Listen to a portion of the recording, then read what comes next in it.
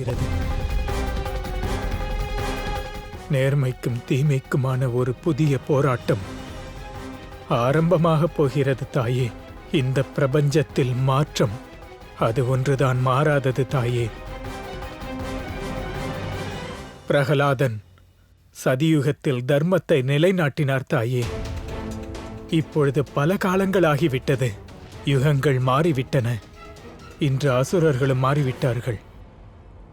அசுர மகாபலி தேவராஜா இந்திரனையும் மற்ற தேவர்களையும் அகற்றிவிட்டு சொர்க்கத்தில் தன்னுடைய ஆட்சியை வலுவாக நிலைநாட்டிவிட்டான் தாயே. ஆம் தேவி, தர்மத்தை அதர்மம் வென்றதால் பிரபஞ்சத்தின் சமநிலையே தவறிவிட்டது. அதனால்தான் வண்ணமயமான இந்த வண்ணங்கள் மகிழ்ச்சியையும் நன்மையையும் வெளிப்படுத்தாமல் காற்றில் கலந்ததுமே கருமையாக மாறிவிட்டது. இந்த பிரபஞ்சமே ஆபத்தில் இருப்பதை இது குறிக்கிறது. ஆனால் நாராயணரே, ராஜா மகாபலியின் வீரமும் இரக்க குணமும் பிரபஞ்சம் அறிந்ததாயிற்றே.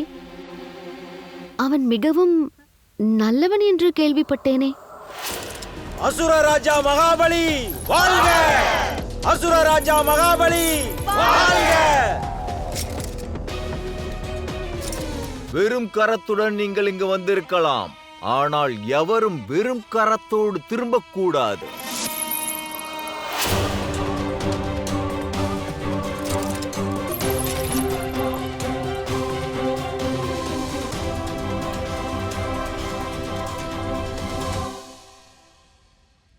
தானம் செய்வது அவனுடைய ஓர் குணம் தேவி.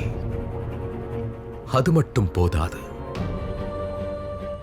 ஓர் பாவி எவ்வளவுதான் தானம் செய்தாலும் அதன் மூலம் அவன் பாவத்தின் தாக்கம் குறையலாம், ஆனால் முற்றிலும் அழிந்து விடாது. அதர்மத்தினை காக்க நினைப்பவனால் பாவத்தின் கரையை என்றுமே போக்க முடியாது. கேளுங்கள், என்ன வேண்டும்? நான் ஒரு ஏழை அசுரவேந்தே. எனக்கு தானமாக ஒரு பசுவை அளியுங்கள். வீரர்களே, இந்த நொடியே இவர் ஏழ்மையை போக்குங்கள். இவருக்கு ஒன்றல்ல 5 பசுக்களை தானமாக கொடுங்கள். என்ன வேண்டுமோ அதை கேளுங்கள். தானத்தை அசுர ராஜா பலி அளிப்பான். கேட்பதையெல்லாம் கொடுப்பவனே,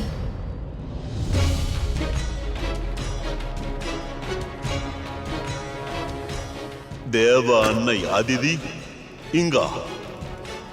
அசுர ராஜா பலி, என் விருப்பத்தை நிறைவேற்று. தேவர்களின் தாயார், அசுரர்களின் மூத்த அன்னை அதித்தி நீங்களா?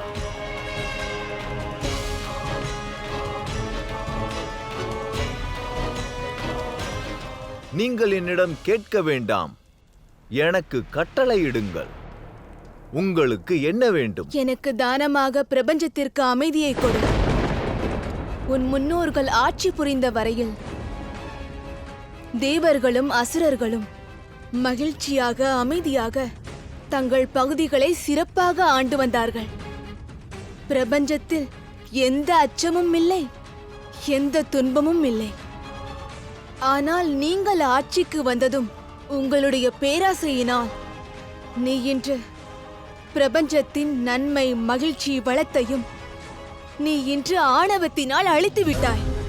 தர்மத்தை அதர்மம் ஆட்சி செய்கிறது. இன்பம் துன்பமாகிவிட்டது. இன்று பிரபஞ்சம் முழுவதும் அநீதி பெருகிவிட்டது. பலி,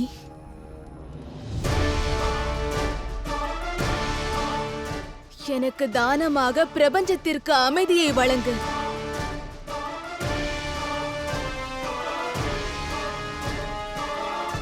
இன்று பலியை பற்றிய அனைத்து எண்ணங்களும் தவிடுபொடியாகிவிடும். அவன் தானத்தில் சிறந்தவன் என்றார்.